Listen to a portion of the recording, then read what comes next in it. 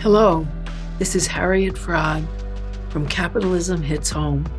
Today, I want to pursue the questions so many of us are asking.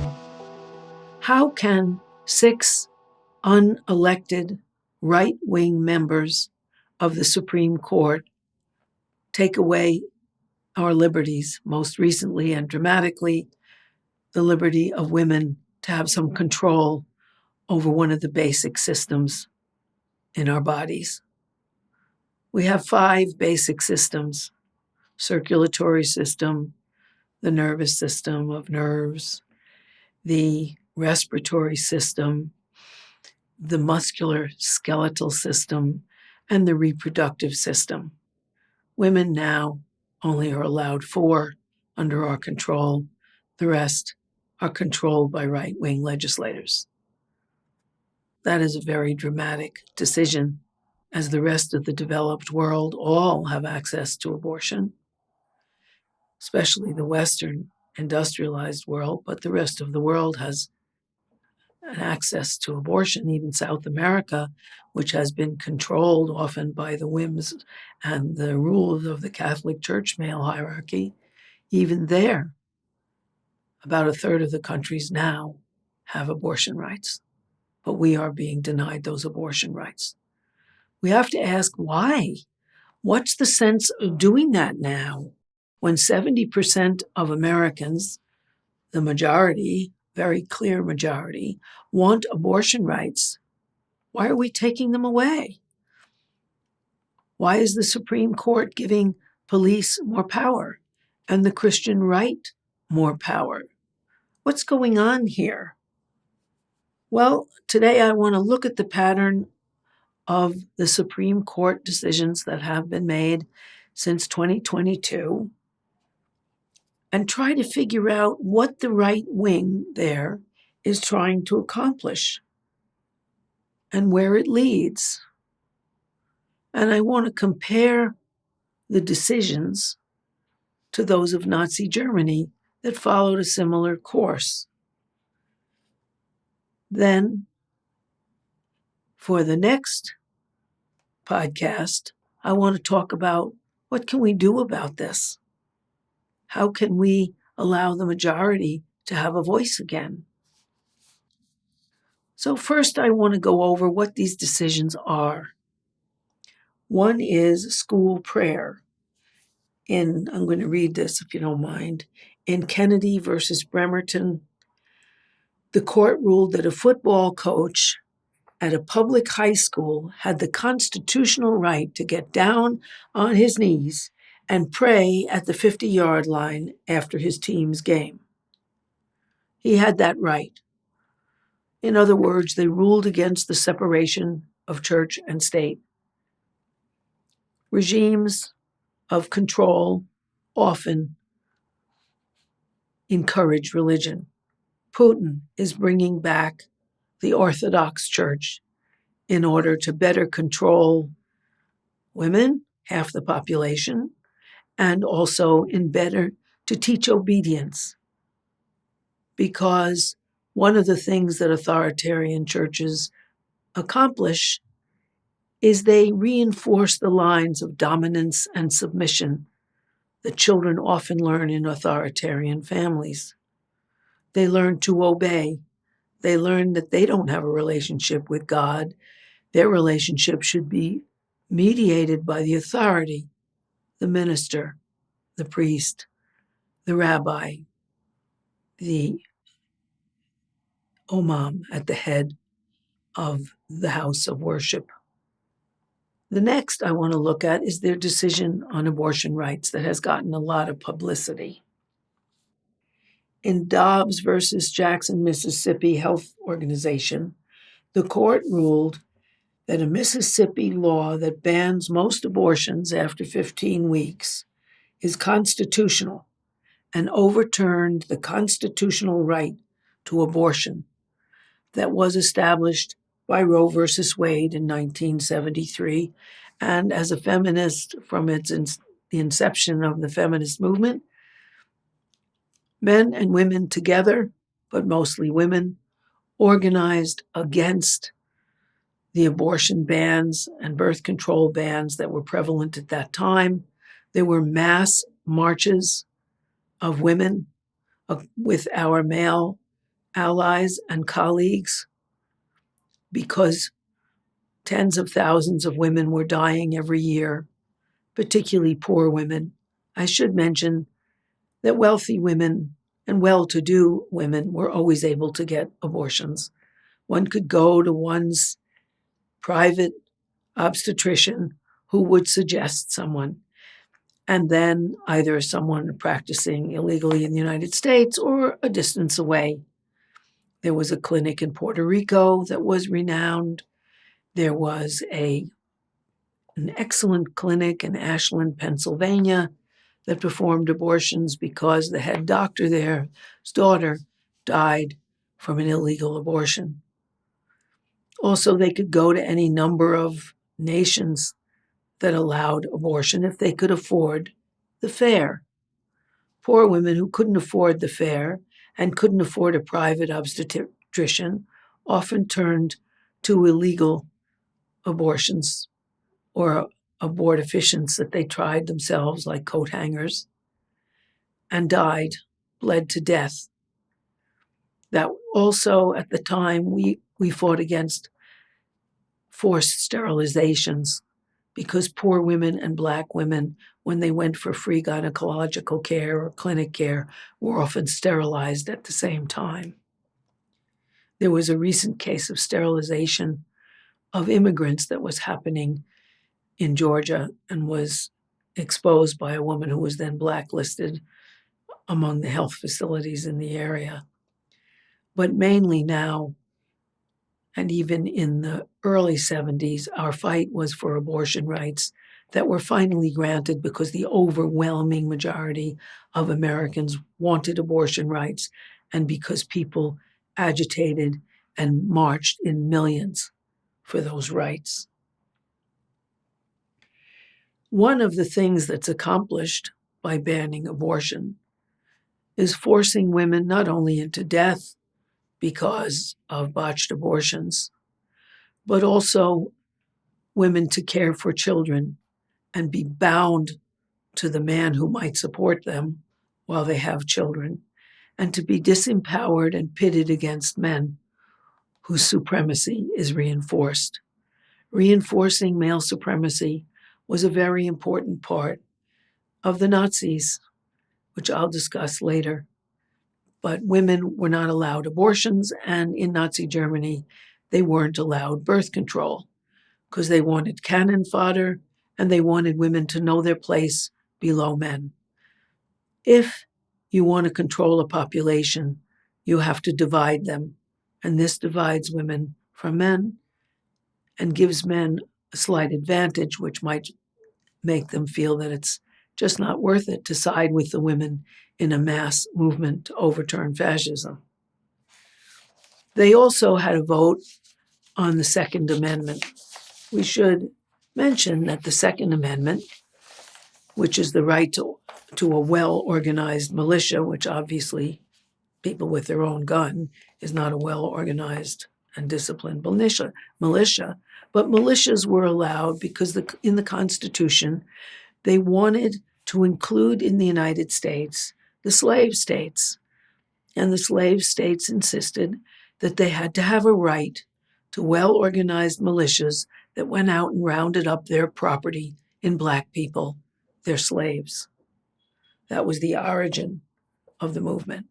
Here, the NRA, which with its vast income has captured so many right-wing politicians. There's a list, if you ever want to look it up on Google, of the millions that people have gotten to buy their votes in order to allow every American to have a gun and in order to have gun manufacturers make record sales, which they have in the United States. Also, I should add that we are the only nation that allows people to go out and buy a semi-automatic rifle and use it and buy ammunition and body armor, like the young man did, the 18-year-old at Uvalde, Texas. the one who shot 21 people dead. Then another decision on the separation of church and state. In Carson versus Macon, the court ruled that a Maine program that excludes religious schools from a state tuition program, state money for parochial schools, that's a violation of free exercise of religion. Reasserting religion, reasserting obedience to higher authority, reasserting submission and submissiveness and subordination is something very useful. The Nazis put women in charge of what they called Kirche, Küche, and Kinder, children, church, and the kitchen. And that was what was allowed for women. Of course, they employed millions of women in gun factories because they were recruiting the men for the army. But because women's real mission was the church, the kitchen, and children, they didn't have to be paid much. Ironically, because they banned birth control and abortion, they still didn't increase the population because women were so exhausted from working full time and also taking care of children that they couldn't reproduce. Another decision on First Amendment rights and public forums. In Shurtleff versus Boston, the court ruled that the city of Boston violated the First Amendment when it refused to let a private group raise a Christian flag in front of its city hall, even though it allowed many other organizations to use the flagpole. The Christian flag, of course, in the United States is associated with the evangelical churches in lockstep with Donald Trump, which are very white, very male supremacist. The biggest denomination, Protestant denomination, is the Southern Baptists, whose convention totally enforces that women are subordinate to men. Men are supposed to be protective to women. Women are supposed to be obedient to men.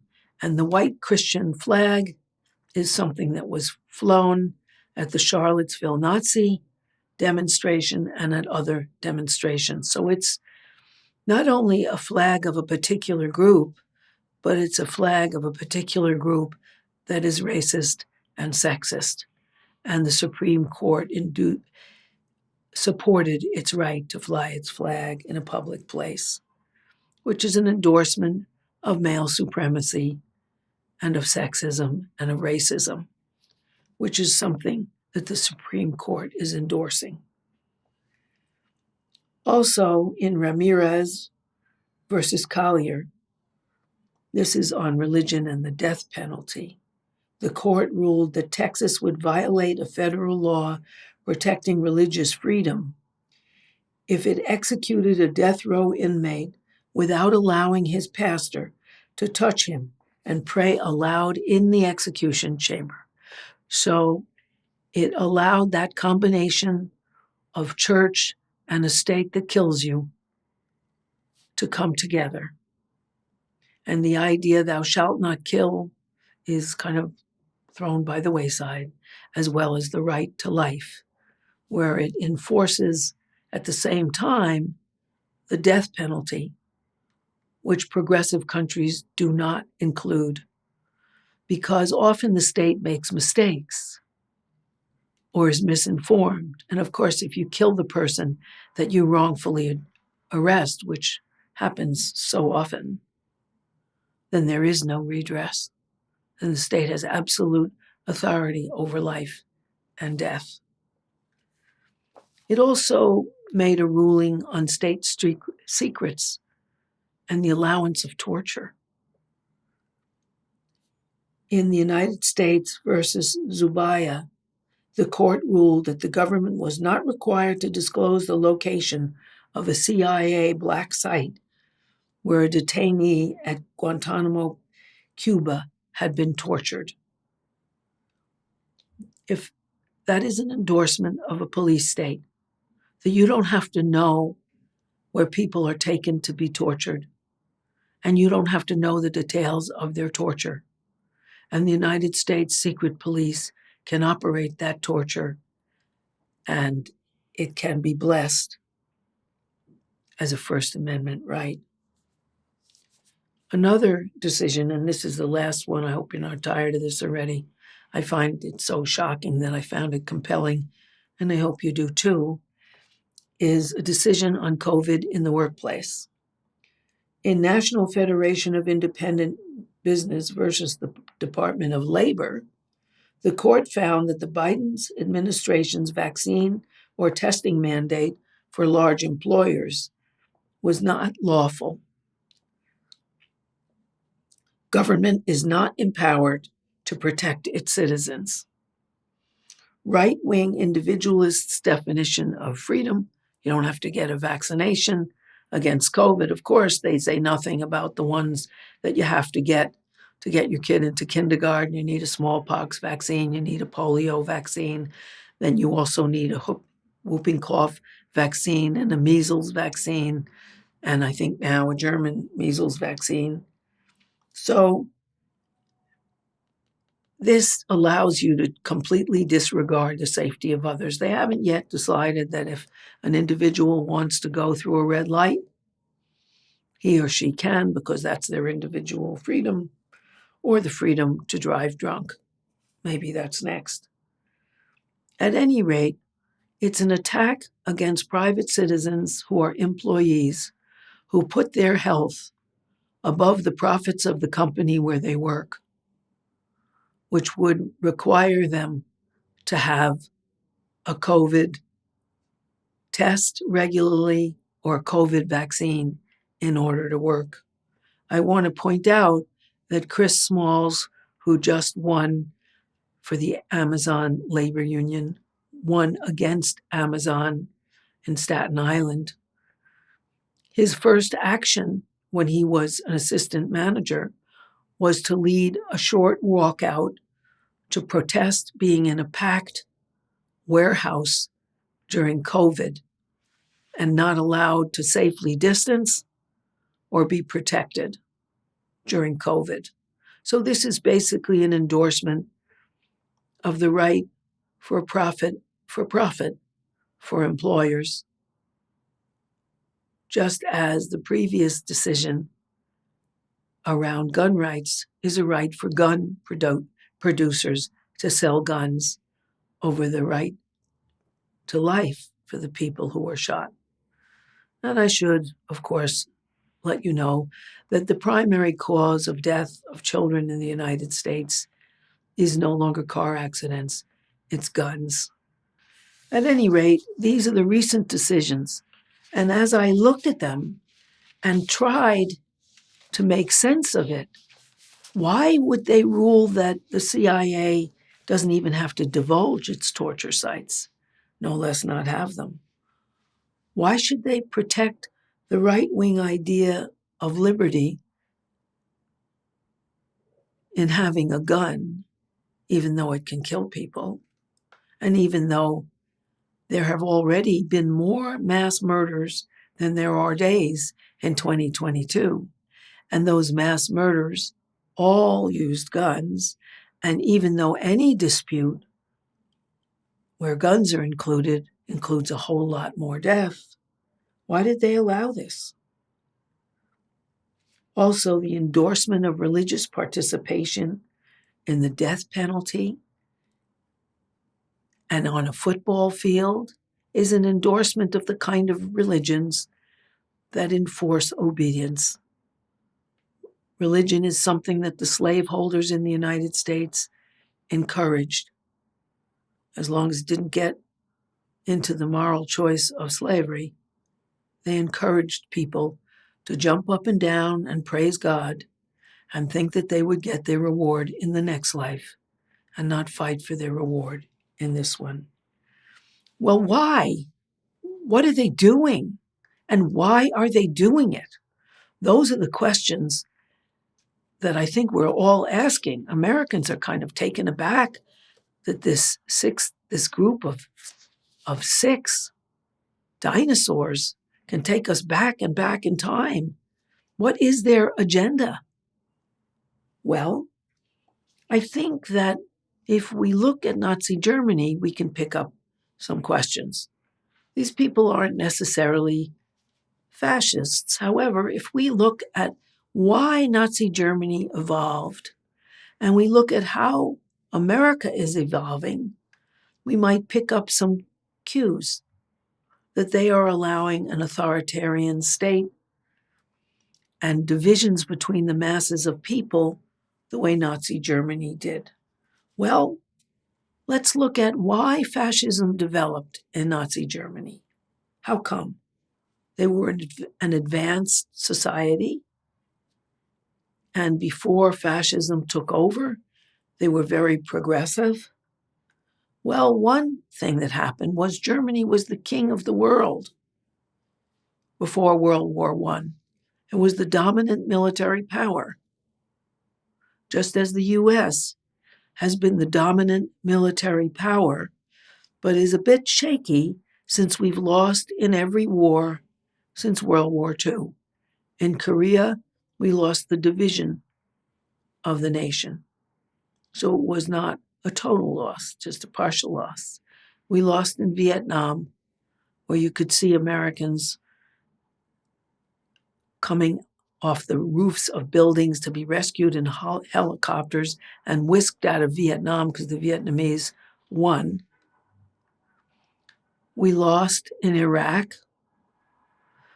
We most recently lost in Afghanistan, where you could again see Americans fleeing because they'd lost against one of the poorest countries in the world. Vietnam certainly wasn't rich either. And neither was Iraq. So they had lost. And now they seem to be losing in the proxy war, in which they're fighting for the last Ukrainian and providing weapons and still advanced weapons and still losing. That doesn't look good for the military power of the United States. We have not been vanquished the way Germany was, in a humiliating defeat and having to pay huge reparations to the Allies. No, we are not there. But we have lost our hegemony, our overruling power to win wars. Even if we have the most military might, which we do, it's the only thing Americans can stockpile where you can't make a profit on it. We have more armaments than the next 7 most armed nations in the world, but we lost the last 4 wars, so that we're not quite as dominant militarily as we were before. Certainly we can destroy countries.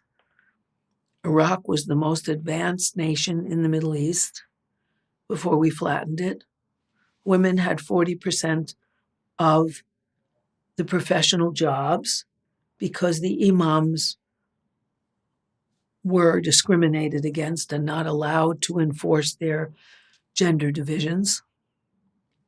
But now they are a smoldering ruin. So we can flatten a society and destroy it, but we can't win, which doesn't look good for us. It's not the same as World War I in Germany, but it's not good for U.S. hegemony. Also, the United States was the economic giant of the world. After World War II, every other advanced economy was destroyed.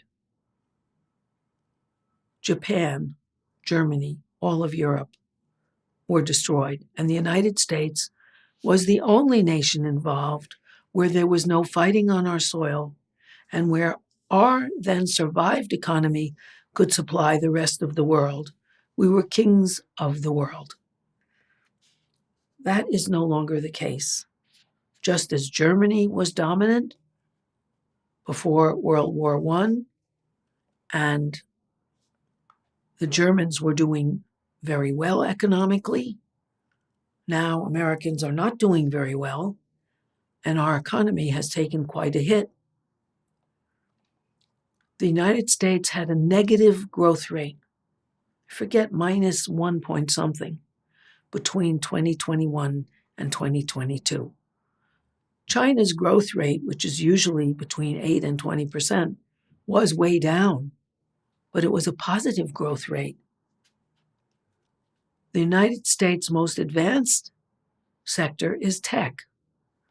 Of the 5 big tech providers in the world, 3 are Chinese. None are American. That is a big loss. China has 12 high-speed rail lines running across its territory. Guess how many we have? None. China, for all its difficulties, relative poverty, have delivered 800 million of its people from poverty, while the poverty is increasing in the United States. 1 in 4 children goes hungry. They call it food insecurity, but of course, that's a euphemism. It's hunger. And so that the Chinese look like they are providing for their people a whole lot better than we are. Also, China has protected its people from COVID. Americans are unprotected. China has 1,373,000,000 people, about 4 times our population. They have had 20,000 deaths from COVID. They have been very strict and authoritarian, making people stay home and delivering food to their houses and not allowing them to go out. And they have shut down their airports and not let foreigners come in who might be carrying COVID. And they've tracked and treated and tested their huge population.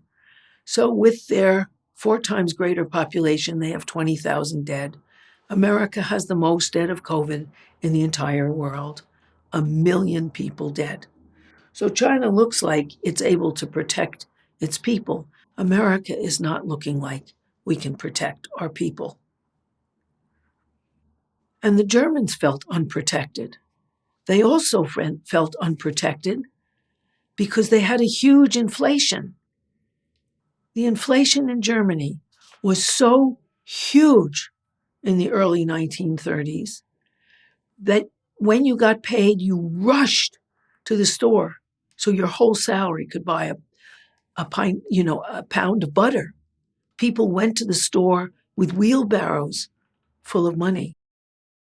The United States has an 8.6% inflation. No one, no matter how hard they fought and how long they picketed and went without, has gotten an 8.6% raise. People get 3%, 4%, and it's wiped out in an 8.6% raise. And so Americans are suffering. We don't have mass transit, and fuel has gone through the roof, and people are suffering. And for other reasons, the German middle class was very thrifty, unlike Americans. But they were wiped out. Their middle class was wiped out before the Nazis ascended. Well, in the United States, the middle class is pretty wiped out too. We have many more people, increasingly more people in poverty. What happened in the 1970s was a combination of jet travel that allowed American employers to fly to far-flung places with cheap labor and no labor protections like Bangladesh, Pakistan, India, China. China has the highest wages there, but it's only $3 and something an hour, not the $30 that union labor was achieving in factories that manufactured things.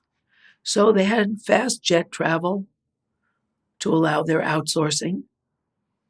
They had computerizing, which allowed their outsourcing as well as decimating the workforce.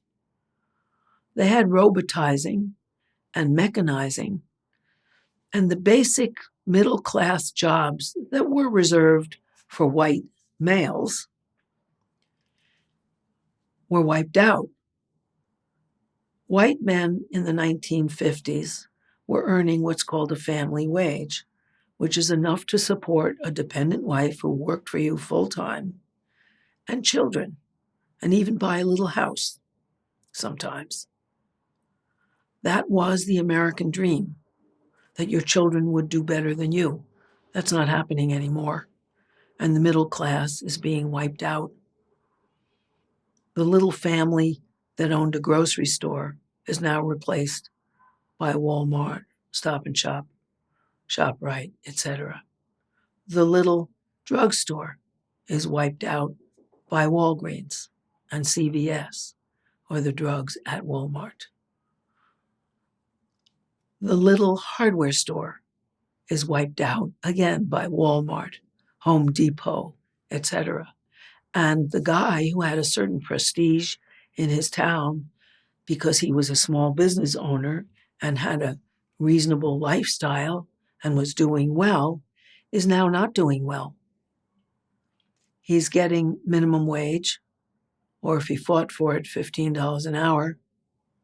The biggest employers are now Walmart is the first, the biggest employer. And the second one is Amazon. The third are the various call centers.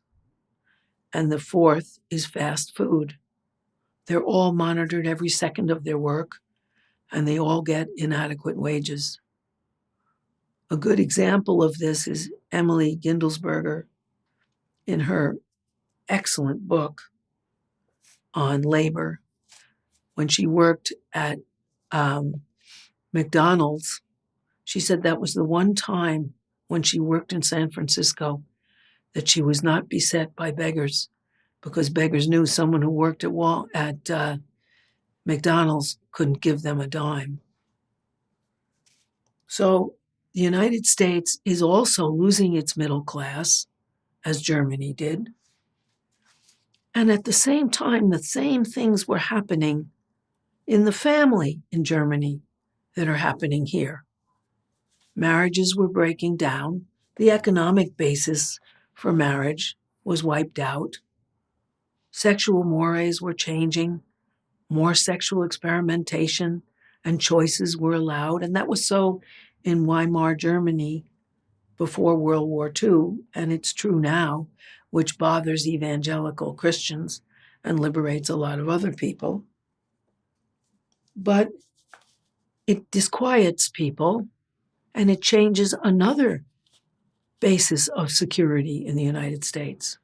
For most Americans, the family meant basic security, particularly for men and children. For women, they're bonding with other women, relatives, and children took precedence. But for men, not. And so that the American family's dissolution is very disquieting for the right wing and is a phenomenon, just as it was in Nazi Germany. The majority of American women are now single by choice.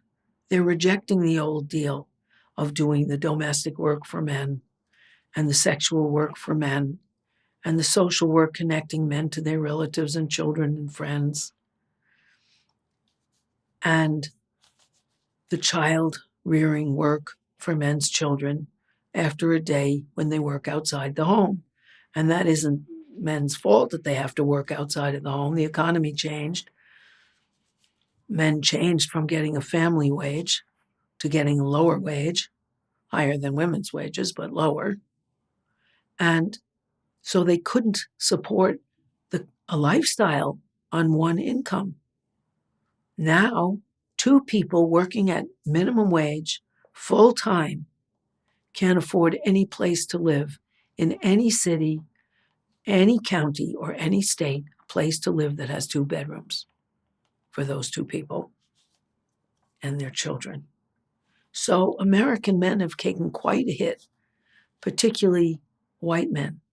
And German men had taken quite a hit as well. And these things frightened people into a right-wing bent in Germany. And they frightened evangelical Christians and some others into a right-wing bent in the United States. In addition, other things were happening in Nazi Germany that threatened the employer class. I should stop and define that there are two basic classes in society.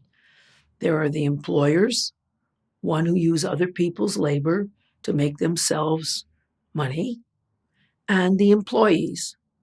The employer class is very small, maybe about 1%. The employee class is about 99%. And yet that 1% that has the money has enormous sway in the United States, the way it did in Germany. However, it had less sway and less sway as the time went on in Germany, because the Communist Party and the Socialist parties of Germany were growing by leaps and bounds. Unions were being created in Germany, strong unions that were left unions and that wanted to share the wealth accumulated at the top. And the German capitalists were afraid. Unfortunately, in the United States, we don't have a powerful, unified left. Germany had a powerful, unified left. And the capitalists were so threatened that they gave enormous money to Hitler. Without those capitalists, he'd just be a weird guy with a little mustache. At first, people thought of him as really weird and left. But with that money behind him and the fear and insecurity of lost military might, a lost middle class, big social changes, and all that money from the capitalists, the Nazis were able to dominate and to kill the leftists. People talk about Jews dying, and 6 million Jews died. However, as many leftists were murdered as well. And the United States is now going down in many ways. In the latest Harper's Magazine, they cite foundations like the Quincy Foundation, which is a wealthy conservative foundation. And there are others that say, look, let's face it, China is growing faster. It's the next world power. So what? We can survive as a world power, but not the first world power. Let's give up a lot of these armaments. Let's give benefits to our people. Let's preserve our democracy. And so what? France learned to live without dominating the world after Napoleon. Germany survived after losing World War II. Japan's economy rebounded after World War II. Italy survived after World War II. The United States can too. We don't have to be the hegemonic power, the world leader, having the American empire. So what? So it's the Chinese empire. We can still live and have a good life for ourselves and our people. And there are considerable voices in the conservative movement that suggest that. And of course, as well as in the left, who suggest that. Trump wants to make America great again. Hitler wanted to make Germany great again, to conquer, to make white males supreme, to get women to know their inferior place and take care of kitchen, church, and children, and not interfere in the male realm except be required to work. Especially as the Germans started needing more and more of their younger men to fight and employed millions of women in their armaments factories and their clothing factories to make military uniforms as well as body bags and other things for the military. But they should be paid less because their real mission is kitchen, church, and children. And so they instituted a kind of family where the woman works, but is also inferior and has to serve men, something which the right wing is trying to accomplish through abortion bans. Our next podcast will pick up where we have left off here and talk about what we can do about this, why there are these parallels in the right-wing Supreme Court, and what can be done about it, because a lot can be done about it. That's the good news, and that's in the next podcast. Thank you very much. Goodbye.